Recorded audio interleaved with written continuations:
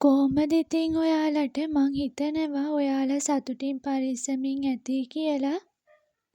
එහෙනම් ඉතින් බලමු අද අපේ දවස ගෙවෙන්නේ කොහොමද කියලා. ඔන්න ඉතින් අපි අද උදෙන්ම නැගිටලා මේ ලෑස්ති වෙන්නේ යකිනාරං කැඳ එකක් හදාගන්න. ඔන්න ඉතින් කොළ ටික නම් හොඳට සෝදලා කරලා මෙන්න කැඳ එක හදාගන්න ගමන් තමයි ඉන්නේ.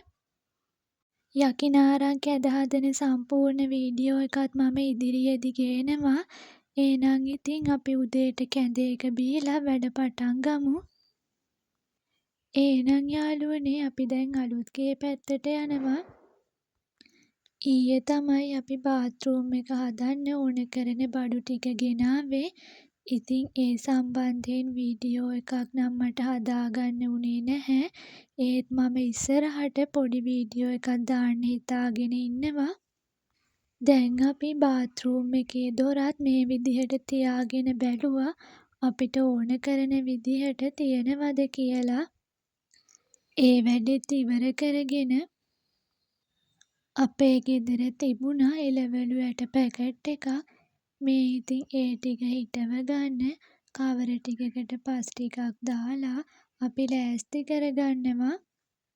කුණුරොඩු පුච්චපු තැනකින් එකතු කරගත්ත කළු පස් ටිකක් තමයි අපි මේ විදිහට කවරවලට දාගන්නේ. එතකොට අපේ පැළ හොඳට සරුවට හදාගන්න පුළුවන්. ඔන්න ඉතින් මං මේ විදිහට චූටි වලවල් හාරගෙන ඇට ටික දාගන්නවා. මේ ඇට පැකට් එකේ වැටකොළු, මෑ, රාබු, එතකොට බණ්ඩක්කා ඇට වගේ දේවල් තිබ්බා. ඉතින් ඒකෙන් මම කවරවල හිටව ගන්න රාබු ඇට ටිකයි, බණ්ඩක්කා ඇට ටිකයි අරගත්තා.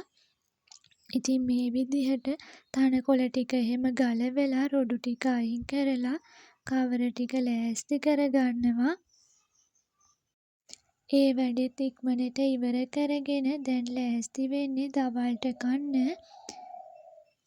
දවල්ට කන්න සම්බෝල, බිත්තර බැදලා, පරිප්පුයි, රසම රස මෑ කරල් මාළුවකුයි තියෙනවා.